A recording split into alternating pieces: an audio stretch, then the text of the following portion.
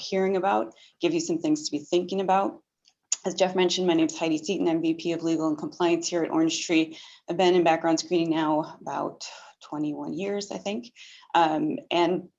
As you may notice by the title of the webinar, we try to get online and talk to customers and other prospective customers and other people out in the world about background screening about once a quarter. So you'll notice that this is in the format of an update. But we do sort of tend to see similar topics coming up over and over. And so we sort of group them here. We're going to talk about Ban the Box and some fair chance and decriminalization efforts that are happening. We'll give some updates. So last time we talked in March, we had a few things that were sort of in progress or that had just recently passed. So we'll review a few of those, talk about some new ones. We've got a sort of new topic. We don't often or always talk about issues with access or court access, but we've got an important one that we wanted to just make sure people are aware of. We're seeing more and more movement around privacy legislation, so we've added that as an agenda topic, and I imagine we'll continue to see this in future quarters. E-Verify, we had one that sort of popped up on my radar, so I wanted to get it on your radar as well, and then an update on some FCRA litigation. And then drug testing, especially marijuana legalization legislation is fast and furious right now. Hundreds and hundreds and hundreds, literally, of bills that are making their way mostly through state legislatures. So we're going to talk about some. We're going to focus on the ones that have passed or recently passed, or again that we talked about last time, but maybe it was new or hot off the press, and there's some updates. So that's our plan. Hopefully, we'll have time for wrap up. I was telling Jeff this morning, it is crazy right now with things changing and things getting completed. So you know, I was all ready to go last night, and 4 new things came over. Hit my radar this morning. So do keep in mind things are changing rapidly. We are sort of in the middle of legislative session, so we are seeing things pass. So you know, something could happen today or tomorrow, and so this can become out of date quickly. But I wanted to just talk to you about the things that we do know about. So starting right off, and I just picked alphabetical order this time. Alabama recently passed their Redeemer Act. So this is a decriminalization effort coming out of Alabama. So this allows for some misdemeanors, certain nonviolent felonies to be eligible to be expunged. We're seeing this trend, and it varies a little bit in how it's implemented. In some cases, we'll have a process like as happened in Alabama, where the legislature says, you know, sort of lays out in the statute, here are those cases that are eligible to be expunged. And then it requires each individual that meets those qualifications to, you know, petition the court for the case to be expunged. In other cases, we're just seeing outright, especially around marijuana decriminalization, we're seeing outright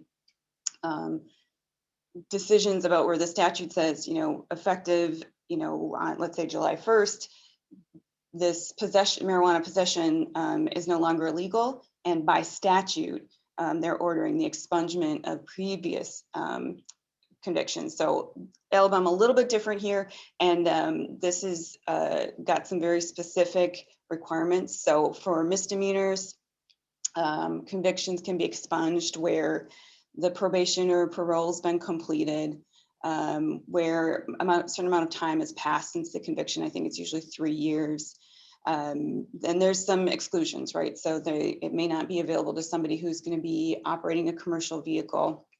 It's not allowed for a violent offense, which again, you wouldn't necessarily expect a violent offense to be a misdemeanor, but it does call that out, as well as sex offenses. And it is a judge decision. So they have a list of factors that they take into consideration around making the decision. On the felony side, I thought it was interesting that they were making some felonies available to be expunged, but once you start to dig in, basically in order for a felony conviction to be eligible for this expungement program, the individual has to have been pardoned, granted a certificate of pardon. So for convictions, felony convictions, much tougher process to get that expungement to happen. So that's Alabama. Waterloo. We talked about Waterloo, Iowa last quarter. They had passed a city ordinance. It was a ban the box ordinance, and it was applicable to public and private employers in the city of Waterloo with 15 or more employees. The city was then quickly sued by the Iowa Association of Business and Industry. They argued the ordinance is contrary to state law because there's a state statute that says a city can't adopt an ordinance that basically provides for terms or conditions of employment that meet or exceed some requirement of federal or state law. And so the argument was that this adoption of this ban the box ordinance was contrary to that state law. We had a decision just earlier this week. So Waterloo, Iowa employers, no, they affirmed in part and they nullified part of it. So basically they said, yes, the ordinance can apply to businesses more than 15 employees. Employers can't ask about applicants' criminal histories until they've extended the conditional job offer. But they made null the section that prohibited businesses from making the decision to hire or not hire solely based on the criminal record. So it's a little bit of a split decision there for Waterloo employers, a bit of relief for the employers around being able to make the decision based on the criminal conviction, but still applicable, and it preserves the timing aspect or the timing part of that ban the box law or ordinance.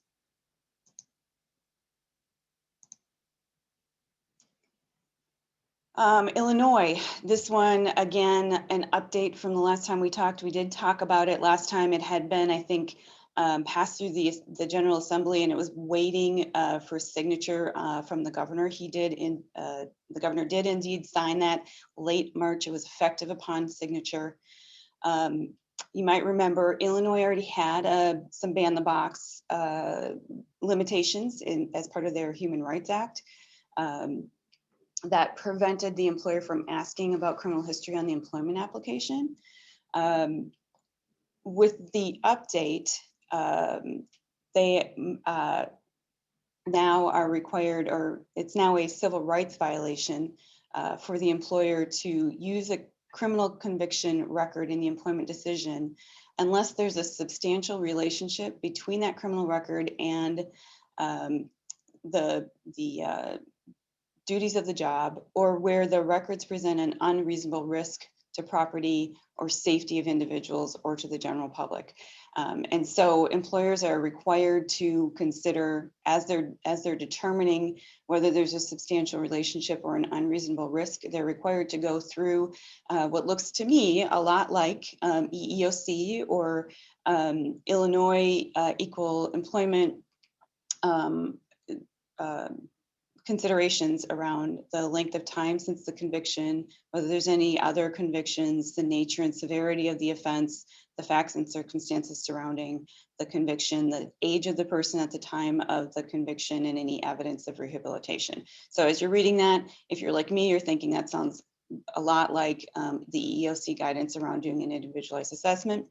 And then kicker, Illinois I'm sure it was very well considered, but they had a requirement that if you are going to consider not hiring someone in Illinois based on your criminal conviction, you've gone through this analysis, you've done this individualized assessment, you also need to put in the notice to the applicant that you're considering not hiring them, an indication of the basis or the reason for that preliminary and then also final decision. So the reason, the basis that they're looking for is where there's a substantial relationship between the criminal record and the job, or where the records present or where the case represents an unreasonable risk. So the basis for your decision needs to also go into your letters. So if you are sending your own adverse action letters out to your candidates and you haven't yet inserted that step of adding information about that, make sure that you do that. There's also a requirement that you notify in that final adverse action that you notify them of their right to sue. And then also there's a 5-day waiting period that's in this Illinois statute. So 5 days is already sort of the minimum under the Fair Credit Reporting, the Federal Fair Credit Reporting Act. But this actually puts that waiting period in directly into the statute. So just a reminder on Illinois, that's been effective now since really right after the last session we did. But it's gotten important, especially from a documentation standpoint, adding that information to your adverse action notices, or if you decide not to put it in your adverse action notice, then it's a separate set of communications that need to go to your candidates. Louisiana, hot off the presses. Louisiana had passed fair chance legislation, and it was just passed last week. So it goes into effect here in August. Employers may not consider arrest records or charges that did not result in conviction. Most employers don't, right? Most employers are not looking at arrest-only cases.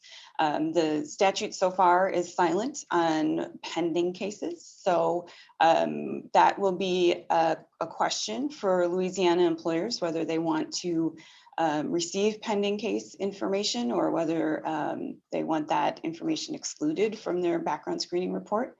But certainly arrests that were never adjudicated or that were actually dismissed, or where there was a finding of not guilty, that would be records that employers would want to exclude from their consideration. For other criminal history records, so for instance, for convictions, employers must also now do an individualized assessment of whether the criminal history has a direct and adverse relationship with the specific duties of the job. And then it gives some things to consider. So again, the nature and gravity of the offense, the time that's elapsed, the nature of the job sought. Those sound like green factors to me, right? Coming out of case law from the 70s, but most employers are familiar with those concepts. But again, here we've got a state that's actually legislating this requirement. So no longer just guidance from EEOC in these states where the individualized assessment process is now being legislated and is required by statute. The employer is required to provide a copy of the report that was relied upon for the decision upon request. Thought this was a super, I mean, I don't know where that comes from a statutory standpoint, because for employers are already providing the copy of the consumer report as part of the pre-adverse action process that's required under federal law. So most employers are already going to comply with this automatically and not wait for the consumer to make the request. And then just for those of you who super pay attention, this builds on it sort of sits beside actually the ban the box legislation in Louisiana that pre-existed. So that ban the box legislation had been around for a few years, but it applied only to state employment. And it required employers, it said employers couldn't ask about criminal records until after the interview. So for any of our listeners who are in state employment in Louisiana, don't forget you still have those ban the box legislation requirements, and then layer on this fair chance legislation. For non-state employers, this fair chance legislation that's new absolutely is intended to apply to private sector employers as well. A reminder about New York City. I put this one on here. It's been a while now since it was passed. I think we're coming up on 6 or 7 months, but it has an effective date here coming up in July. So just a reminder about employers in New York City. Applies to employers with at least 4 employees nationwide, at least one of them working in New York City. So interesting applicability question there. But you may recall, so this ordinance expanded the scope of the existing Fair Chance Act. And again, we're seeing attempts to put into statute what was previously perhaps just guidance from the EEOC or from the state equal opportunity agency. So here in New York City, the individualized assessment and additional steps for withdrawing an offer required by current laws now also apply not just to convictions, which is what it was before, but to open and pending cases, criminal charges and accusations. So sort of just expanding that individualized assessment requirement that was already in place to not just convictions, but other non-conviction records that the employer might be considering. Have to specifically consider whether the applicant or employee was 25 years of age or younger at the time of the offense. There's additional communication and a waiting period. There's a special form in New York that New York City employers should be using. Also clarified that this ordinance applies not just pre-employment, but also to records or cases that are coming up during the employment. And employers cannot inquire into or make a hiring decision based on non-pending arrests. So thankfully here, the drafters were thinking about there's a difference between a pending case and an arrest that's never adjudicated. And so they were clear.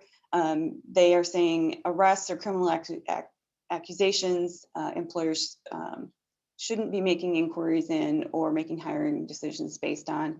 Added to that, some special statuses, adjournments and contemplation of dismissal, youthful offender adjudications, and sealed offenses.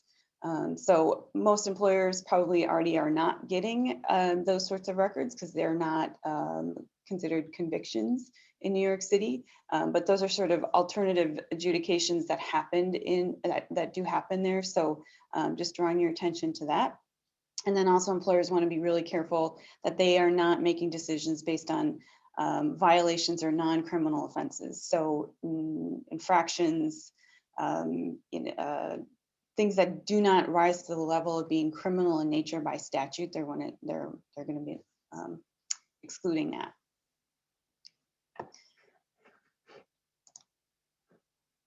Philadelphia, another reminder. So again, we talked about this last quarter, but we had an effective date that happened since then. So just a reminder, they updated their fair criminal record screening standards. I've got effective in there twice, not sure why. But they, importantly here, they expanded the definition of an employee to be, I think, more broad. I think what happened here is there was an interpretation that employment meant only I-9 employee, right? And this is an attempt, I think, to clarify that the ordinance is intended to apply more broadly to any person employed or permitted to work at or for a private employer within the boundaries of the city as an independent contractor, as a transportation worker, as a rideshare driver, or as a gig economy worker. So trying to pull in the gig industry under the ordinance.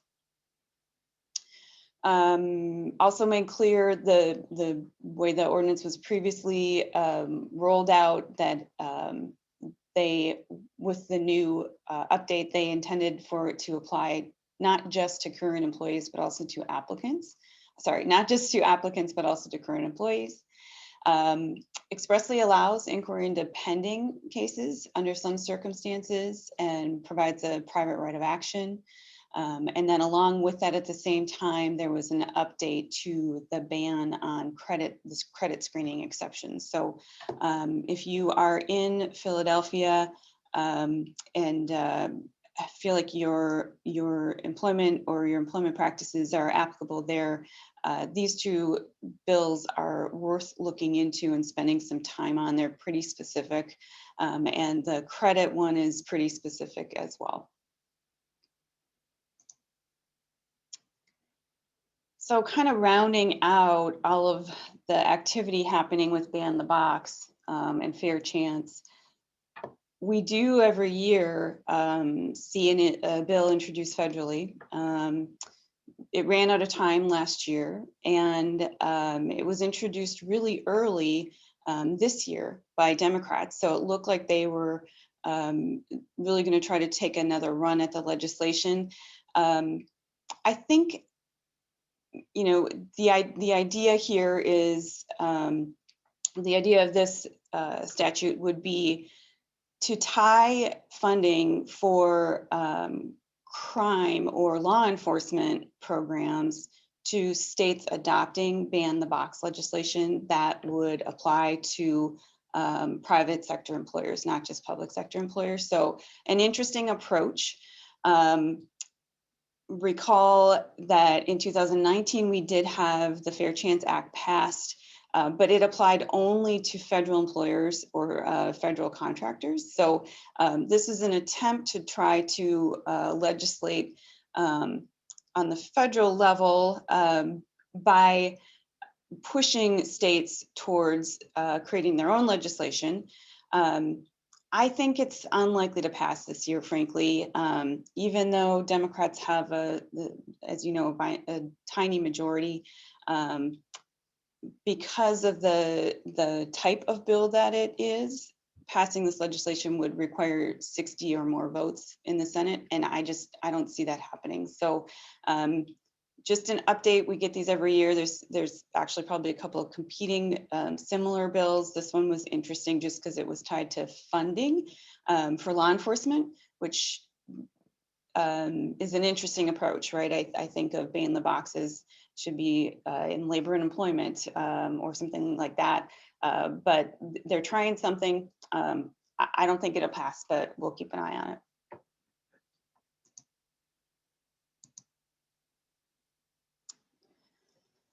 And then moving sort of into some non-ban the box, a little bit of potluck here with other topics. We have an access issue that's going on in Michigan. We've been communicating with our clients about this, but just in case you're not getting regular communications from us, a little information about this. So Michigan courts have adopted a rule to redact personal identifiers from court records when those court records are made accessible to the public. Sounds like a lovely privacy initiative, I'm sure, you know, made with the best of intentions. But the problem, of course, is this is, you know, the use of personal identifiers, like especially date of birth, are between name and date of birth, the main identifiers that employers use to find criminal records at state courts, right? So the problem that will result with redacting all of dates of birth from public records in these courts is that our ability to search and find records and exclude records based on a non-match on date of birth especially could be severely impacted. So we've been doing a ton of lobbying. The Professional Background Screeners Association has really been leading a lobbying effort. And so far, the Michigan courts are not backing away from their time frame, at least, set to go into effect July 1st, 2021. We saw a few courts try to implement the policy a little bit early. Mostly they backed off because there is so much controversy. The impact for employers, of course, will be that there's likely to be delays, right? The proposed solution from the courts are, in the event that the background screening company needs a record to be matched by date of birth, that we would provide them a paper version of an authorization form from the candidate. And then if they had that authorization form, they would then either provide the identifier or match or no match the record. You can imagine the sort of backlog that could create with public records researchers going into courts all day, every day across the state. So we are working, lobbying against this effort. PBSA is lobbying against the effort. We think that courts will, some of them will take a hardline approach and say, nope, sorry, you're not getting a date of birth match no matter what, even if we have an authorization form from you, try to use some other identifier. We expect some will, just follow the letter of the rule and say, give us an authorization form and we'll put it in it. We'll get it to you as soon as we can. And we expect some courts will just say what rule and continue to provide records. So we'll have to see how this develops. In the meantime, here at Orange Tree, we are looking at, what are alternatives? Where are other places that we could possibly get records? Where are other places that we could possibly confirm identifiers? They're sort of ready and waiting to go, but we're just still hopeful that the courts will make a different decision before that July 1st deadline. So if you're interested in helping lobby with that, our customer care team, oops, sorry, I'm sure that was a horrible noise. Our customer care team can get you a template or get you some contacts to send letters to, or you can check on the pbsa.org. It's the pbsa.org website. I think they have information about it right on the homepage. So more to come on that. I'm sure we'll have an update actually probably by next week. Next topic, Michigan was really the only access issue that we had to report on, but a new topic we also don't often have things to report about, and suddenly we have 2 states that have now adopted their own privacy protection acts. Data privacy or data protection acts. So Virginia, we did talk about last time. It was, again, I believe it had been passed, but not yet signed by the governor. It's now subsequently been signed. This is the 2nd state to pass state privacy legislation. After California was the 1st. We do have some time here before it becomes effective, so January 1, 2023. And there's a definition in the statute of, to what sort of businesses the Consumer Data Protection Act will apply to. It's based on the number of records that you have or that you're storing and or your gross revenue. And so look at that calculation carefully. The good news for employers, it does appear that employment data is excluded specifically from the statute's applicability, and also excluded is information covered by the Federal Fair Credit Reporting Act. So good news for employers there. Generally, the statute requires online privacy protection standards for controllers and processors, gives consumers rights to access, correct, delete data about themselves, obtain a copy of their personal data, and opt out of processing for targeted advertising. No private right of action in Virginia, which is an interesting approach. So that means regulatory compliance as opposed to individual private right of action, which again, I think is good news for most businesses. And then from an employer standpoint, I think good news in the specific exclusion of employment data and FCRA covered information. Also hot off the press, I literally got this one this morning. Colorado passed by their state assembly yesterday This one is pending signature from the governor, but no reason to think it's not going to happen. This is the Colorado Privacy Act, and so they become the third state to pass privacy legislation after California and Virginia. We've got a little more than a year here before we have an effective date, and applicable again, based mostly on either the number of consumer records that you process or store, and then potentially, just process and store, and based on the residency of the Colorado consumer.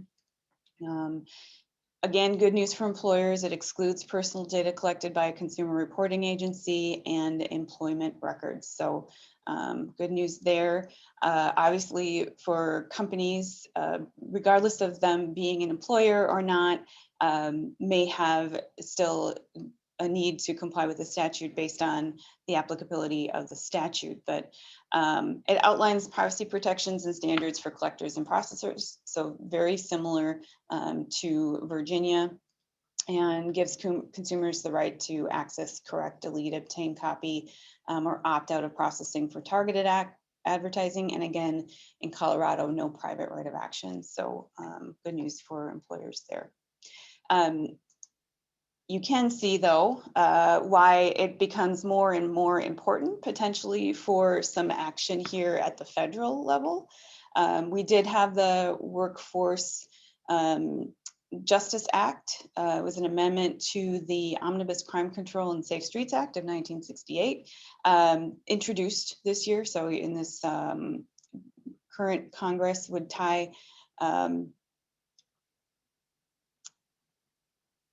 I think I have the wrong information here on this slide, so I'll fix up this slide. But I also don't expect that we'll see federal privacy legislation pass this year. I just think so much time was taken up with COVID relief and getting legislation passed there that I just don't foresee I don't foresee having enough oomph to get this one through. Maybe next year, right? Maybe when there's not this huge, hopefully COVID distraction next year, they'll get something passed. I think that it would be helpful for employers to have a single standard to pass. So the question will be, will the federal statute that gets passed, when it does get passed, if it does get passed, include preemption? So employers, I think, would be looking for preemption so that it would preempt any state laws that have passed and that continue to pass statutes. And then also that it would, whether or not it would exclude or include that private right of action. So those two, I think, are the sticking points here on getting that federal legislation passed for privacy.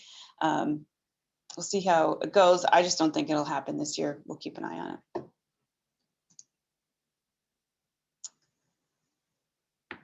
And then also at the federal level, just a reminder, we talked a little bit about the Ramirez v. TransUnion case that made its way up to the Supreme Court this year.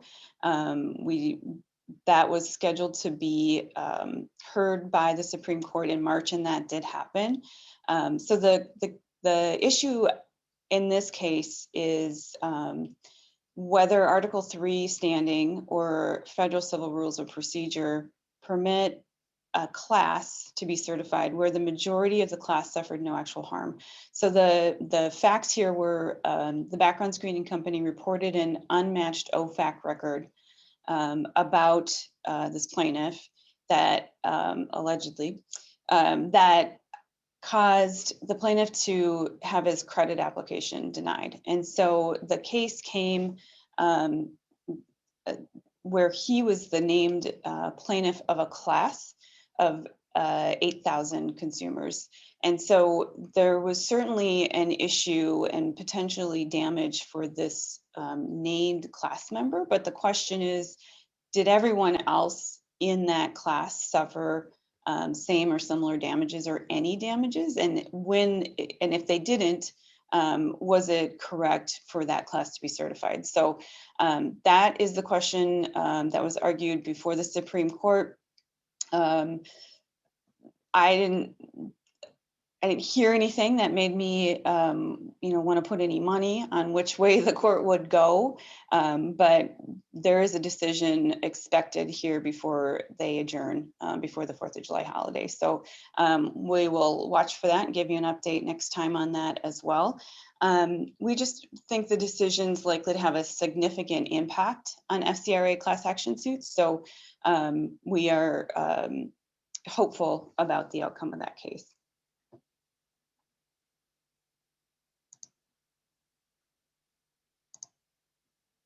And then just one more topic. We don't spend a lot of time usually here, but I wanted to just bring it to everyone's attention, a reminder. Last year, almost a year ago now, Florida had a bill that passed, signed by the governor, was effective January 1st, 2021. And it mandated use of E-Verify for government employers, contractors, and certain private employers. And then importantly, the piece of this that I think may have flown under the radar for many private employers were given the option to participate in E-Verify if they chose to, but if they do not choose to, this state statute requires private employers in Florida to maintain copies of the documents that were used to complete the I-9 form for 3 years. So significant issue there in that federal law, the I-9 form instructions themselves don't require employers to maintain copies. The employer chooses whether they're going to maintain copies or not, and then is expected to always follow that policy. And then there's specific retention requirements for I-9 forms under federal law. And this Florida law requires retention of those copies for 3 years. Just wanted to get that on radars for those of you that are employers in Florida. I think it kind of flew under for private employers, especially since they were mostly exempted from the statute. I'm just a little concerned that some employers may have missed that part about requiring the documentation. Okay, so moving on into drug testing. As I mentioned at the beginning of our session, so many bills related to drug testing. Vast majority of them are related to marijuana, but lots of variability, right? Also, we're seeing, things related to specific industries or specific types of jobs, like bus drivers or testing for bus drivers. We're seeing legislation related to fraudulent drug test activities, making that criminal, right? So some of that legislation going on. We think for employers, probably the most interesting topics to talk about here are medical marijuana and recreational marijuana, and we're focusing today here on the laws that have recently passed or that passed since the last time we met. So far in 2021, Alabama had a medical marijuana law that passed, and then for recreational marijuana, we're tracking New Jersey, New York, Virginia, New Mexico, Connecticut. And some of those are really just hot off the press. So we also had a few updates to existing marijuana laws. So we'll talk about those as well. Alabama, their medical marijuana law was signed into law in May by the governor. It legalizes medical marijuana for adults and minors with certain conditions, requires a doctor's recommendation. The program calls for an implementation of entire regulatory scheme, right? So determination of how it can be produced in the state, who can sell. Sorry, we're talking about medical marijuana. So medical marijuana cards, confirmation of what qualifying conditions are. So Effective now, likely the program actually may not be available until mid next year. There's a few parts of the statute that address things that employers are concerned about. It says employers are still not required to accommodate use and can refuse to hire even if used legally. So very employer-friendly legislation in Alabama. Employers can still create a drug-free testing policy that excludes medical marijuana use or requires notification of use. So an interesting approach in Alabama. They sort of, as we've seen very often when the state passes a medical marijuana program, within a few years, they're also passing recreational marijuana programs.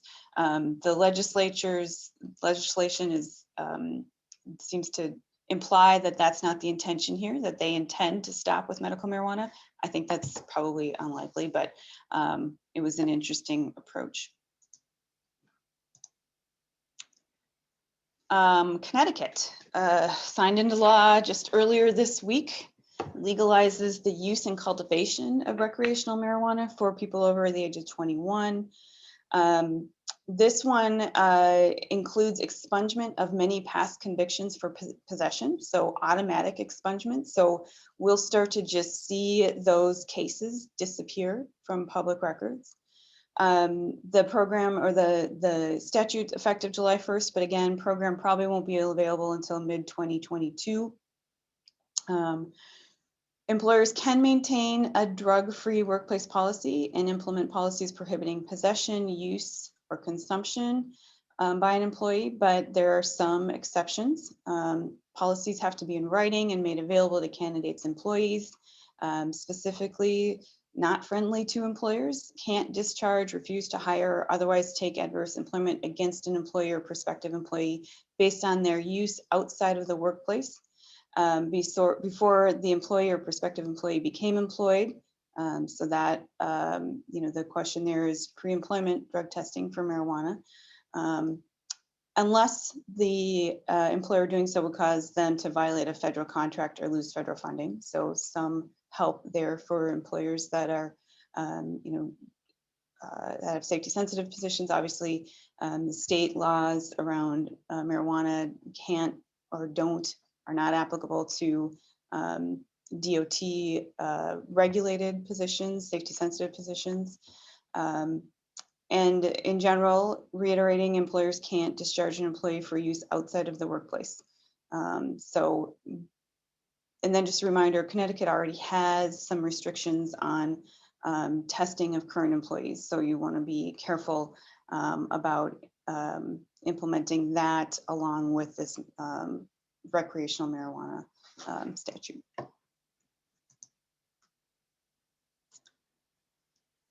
Mississippi, this was an update from last time. So last time we talked about the fact that the voter initiative passed. It was a medical marijuana law, and it covered debilitating conditions, was to be implemented by July 1st. It didn't have any guidance for employers about rules or regulations to be implemented. And in May, the Michigan Supreme Court held that the initiative process was unconstitutional. Very interesting procedural issue here with how they did their voter initiative. And it was it's technical.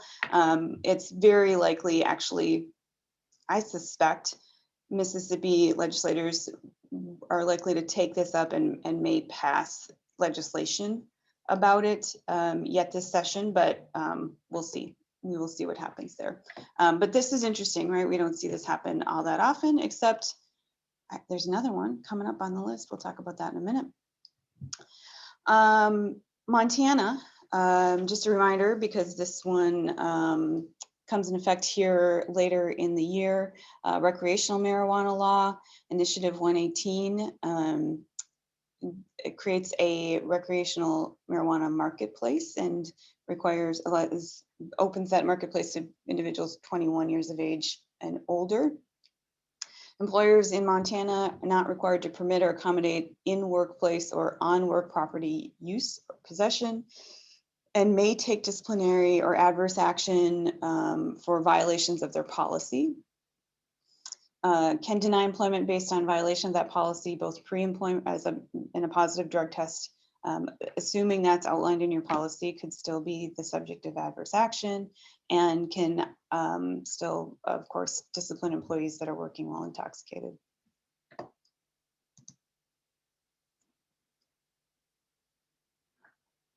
New Jersey, really the only thing that's happened here is an update to the effective date. So it was a little unclear when the effective date would be when it was originally passed, but this was also a voter initiative. That subsequent legislation to implement the program did pass, and so now effective here August 21st, 2021, removes marijuana as a Schedule I drug and legalizes use for adults over 21. It explicitly does provide protections for employees who engage in off-work marijuana use from adverse employment actions. So a tough one for employers. It limits the employer's ability to act on the basis of a positive marijuana test after employment has started. So be careful of when you're drug testing current employees.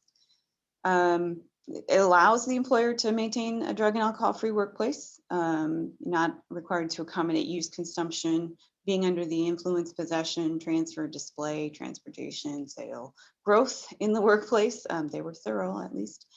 And employers can have policies prohibiting use or intoxication during work hours. Created a whole new concept of something called an impairment recognition expert. Presumably, this individual or somebody with this certification would be able to recognize impairment. The Cannabis Registry Regulatory Commission is working in conjunction with the Police Training Commission to pull together a training program. We'll see if they're able to do that before the effective date of the statute. Otherwise, employers are going to have to be thinking about how to do drug testing or how to recognize impairment or use without some sort of certified employee to help them with that requirement of having an impairment recognition expert. Tough one in New Jersey for employers. New Mexico, we talked about this one last year as well. Last quarter as well. Was signed in April. We're talking about it today just because effective date here is coming up. This is recreational marijuana law. It legalizes it for individuals 21 and older. It establishes limits on, how much can be in possession, how much can, it says that recreational marijuana must be smoked, vaporized, or ingested in a designated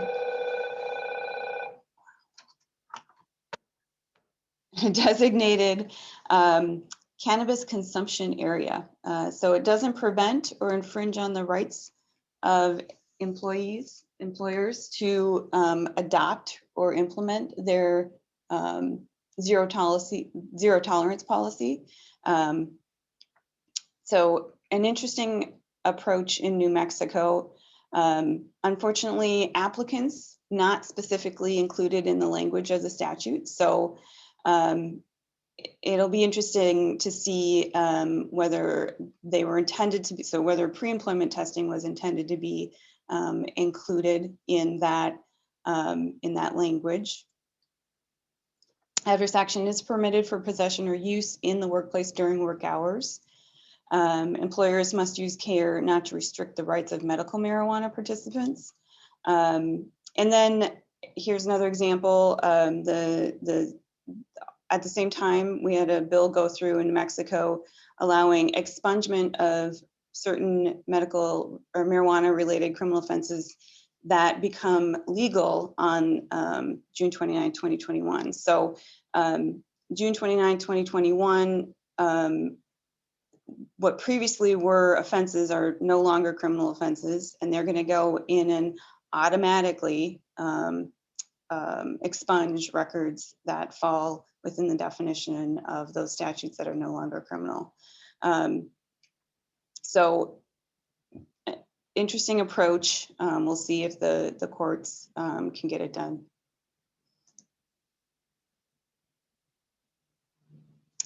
New York. So this is the state of New York. They passed a couple of bills in March, got signed by the governor at the end of March with immediate effect. Legalizes recreational marijuana law and expands the medical cannabis program, and legalizes possession, purchase, use for individuals 21 and older. Also specifies, again, how much you can have or use.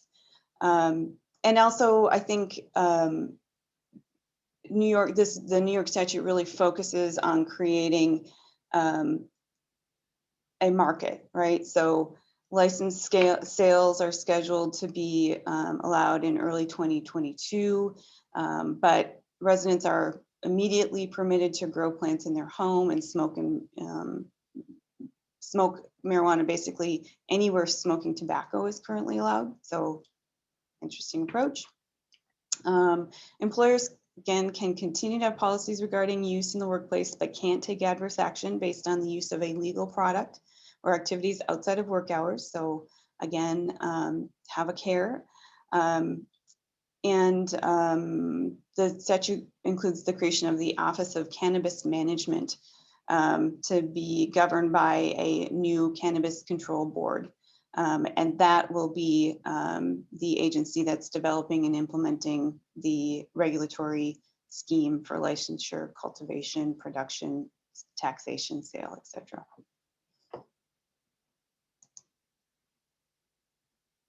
So South Dakota, this is the one I previewed a little bit. So they passed a voter initiative. We talked about it last quarter.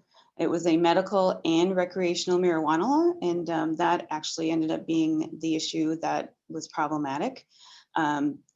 It was ruled unconstitutional because the voter initiative statute requires that the topic be limited to a single topic. And here, since it was medical and recreational marijuana, there was a question about whether that's more than one topic. It was ruled unconstitutional by the lower court. It's been appealed to the South Dakota Supreme Court. I'm expecting that we'll get a decision any day now.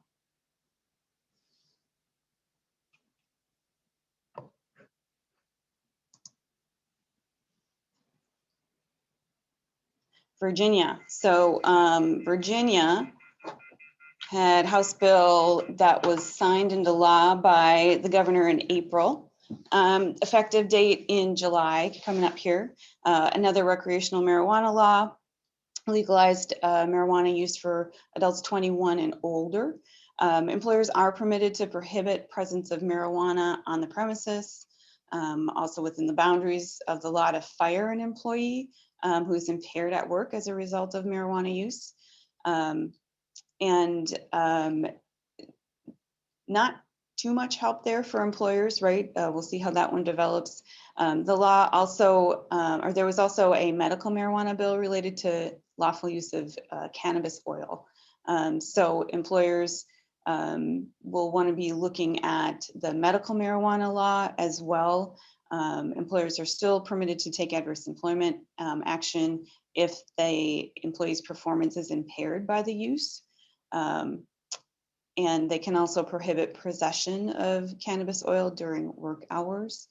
And employers that are not required to allow use of medical marijuana or cannabis oil where that would violate federal law or cause them to lose a federal contract or federal funding, or where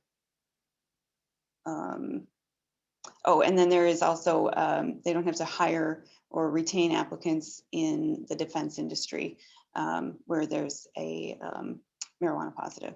So a few protections for employers there in Virginia, but again, a tough spot. And that is my last slide. It's 12:59. Jeffa Renew was